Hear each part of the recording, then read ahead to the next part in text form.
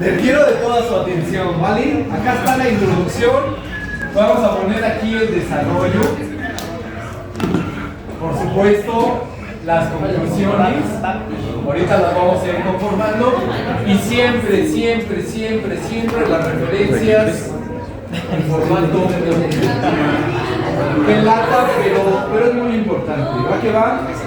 El video se va, bueno, el trabajo se va a llamar la etimología en las ciencias de la salud. En las ciencias de la salud, es decir, vamos a conformar ahora un corpus de tecnicismos que se emplean en la medicina. ¿Vamos bien? ¿Sí? Ahora, en su página 117, muchachos, y 119, ustedes tienen una pequeña introducción de lo que tienen que ser los elementos que van a conformar esta parte introductoria de su proyecto. El proyecto va a ser igual, un video documental, no tienen que salir necesariamente ustedes de ninguna manera. Acuérdense, no quiero todavía artistas, quizá en el proyecto 4 sí tengan que aparecer, decir, ahí nos vemos, ¿no? Para que el caso nos lo recuerde con todo su corazón, pero en este solo tienen que aparecer las diapositivas y los análisis de las palabras. Comienzo. ¿Cómo quiero que empiece su introducción? La introducción tiene un carácter cultural. Tienen que responder a la pregunta: ¿cómo es que lo griego llega hasta nosotros? ¿Ok? Piense, mi carnal, que Grecia, la Grecia clásica, la que llega a nosotros, dura 60 años. ¿Por qué 60 años han conformado la base para que todo el mundo que emplea el método científico heredado de Occidente emplee la terminología greco-latina? Todo comienza por acá. ¿Va que va? Fíjense. Vámonos al pasado. Siglo V antes de Cristo, Grecia, específicamente en Atenas. En una parte del mundo griego se empiezan a cuestionar los elementos sobre las cosas divinas y sobre las cosas humanas. ¿Va que va? A eso se le llamó filosofía presocrática, que se concentra en la explicación de la naturaleza. Todo el mundo sabe cuáles eran las preguntas básicas o los fundamentos y los principios, mi hermano, de lo que era la filosofía naturalista. ¿Cuál es el elemento fundamental que da origen a todas las cosas? ¿El agua, el aire, la tierra o el fuego? Esos cuatro elementos eran fundamentales. Cada uno de los filósofos quiso responder y las cuatro propuestas se dieron como válidas. ¿Vamos bien? Ahora, brother, eso permitió que llegáramos a la filosofía. La filosofía no elimina la naturaleza divina de las cosas, pero convierte al hombre en el centro, brother, de todas las cosas. Es decir, aparece la conciencia de que el hombre es el centro del mundo natural. ¿Ok? Y como centro del mundo natural, tiene causas y consecuencias, ¿cierto? De hecho, en Aristóteles tenemos las primeras observaciones de la evolución de un huevito, cómo se va convirtiendo en pollito, y todavía existen esos estudios. En Aristóteles y en los filósofos antiguos dimos cuenta de la redondez de la Tierra. Pero ¿qué fue lo que pasó? Es que ese mundo griego empezó a difuminarse poco a poquito. ¿Ok? Ahora, otro aspecto importante, Paz, en el proceso que estamos discutiendo, es que la Roma, ¿se acuerdan? Sí conocen la historia de la Roma, ¿no? Empieza en Italia y luego genera todo un imperio. Cuando Roma se encuentra con Grecia, se enamora de la filosofía, del teatro, de la cultura griega en general, y empieza a traducir todo lo que encuentra e incluso empieza a copiar las estructuras y esculturas del cuerpo humano. ¿Han visto esculturas de desnudos griegos? Son fuertes, tal, ¿no? Mamados, así como Jaso. ¿Ok? A esa época, muchachos, tienen que estudiarla, brother, se le llama Roma helenística. Roma helenística. ¿Ok? Y aparece entre el siglo III y el siglo I antes. Luego vamos a un fenómeno importante. Brother, déjenme terminar. Ese fenómeno es el del cristianismo. ¿Qué pasa con el cristianismo? El cristianismo genera una conciencia en donde, tantito, Mena, en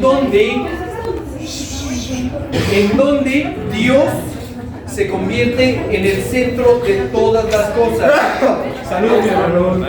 Es decir, lo humano, lo natural, todo es causa y consecuencia ¿de quién? De Dios.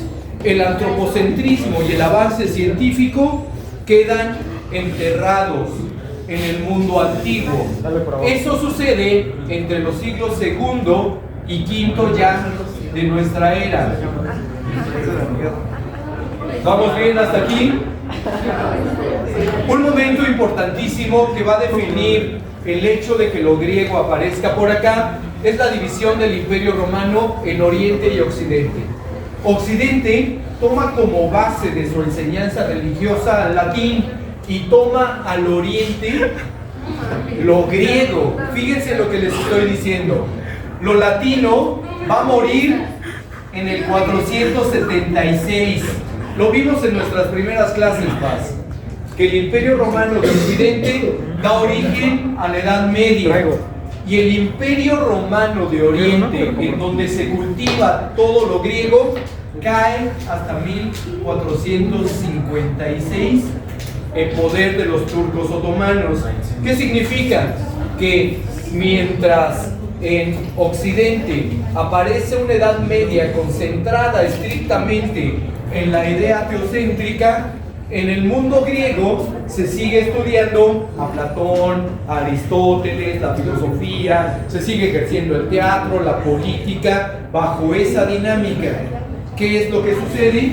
Que en esta época, un poco antes, los turcos otomanos acaban con Constantinopla, que era la capital del Imperio Romano. ¿Qué sucede? Los griegos o los romanos con formación griega se van a Italia y comienzan a fundar escuelas de griego por toda Italia, por toda Francia y, ¿qué creen? Aparecen nuevamente las ideas antropocéntricas que dan origen ¿a qué? Al Renacimiento, en donde se vuelve a establecer la importancia que tiene lo humano, lo natural en la conciencia universal. Hasta aquí vamos bien, mi brother. Dame chance, ya voy a acabar. Ahora, este renacimiento y esa observación de las cosas da origen a un concepto muy importante, al origen de la teoría. Yo observo, esa observación se repite en el siguiente ciclo y yo puedo experimentarla. ¿Sí me estoy dando a entender? Y como empiezo a experimentar y a dar cuenta de que esas teorías se reafirman, nace el concepto de ciencia. ¿En qué época? En el siglo XVII, con la Ilustración. Pregunta del millón: ¿en dónde sucede la Ilustración? En Francia. Es decir, hay una Francia ilustrada e hipotéticamente nosotros tendríamos que dar cuenta de que los tecnicismos tendrían que ser franceses, pero no. ¿Qué dijeron los ilustrados franceses? Vamos a rendir homenaje al Renacimiento, y el Renacimiento se lo rinde a la Grecia antigua. Y entonces, cuando surgen las ciencias, aparece el vocabulario antiguo griego para designar a los nuevos descubrimientos, a las nuevas cosas, operaciones, todo lo que tiene que ver con el mundo científico.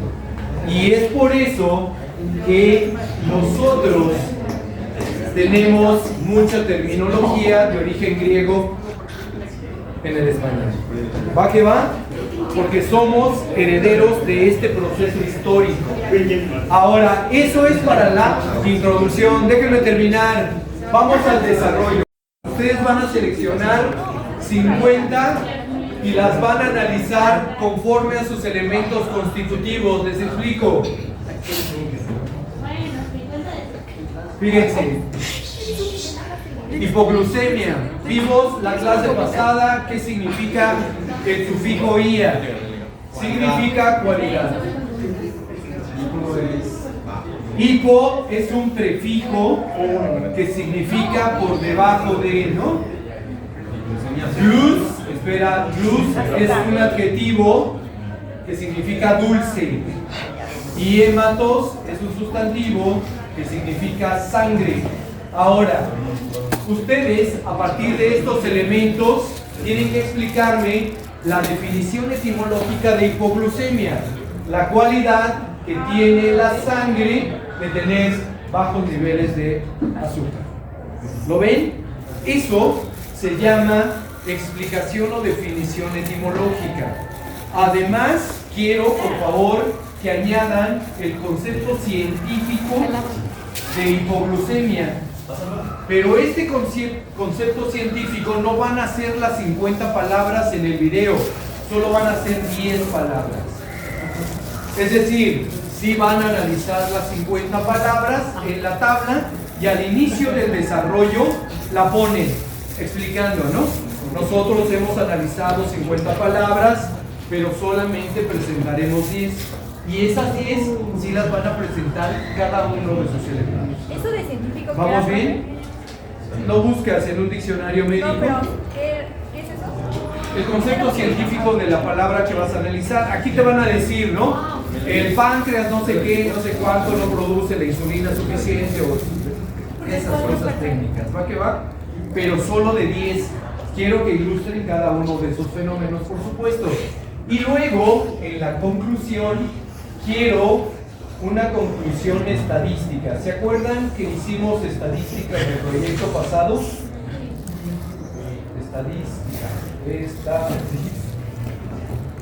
Estadística. Es decir, del análisis de los 50 palabras hemos dado cuenta que el 95.4% emplea tecnicismos de origen griego y el 4.6% restante latino.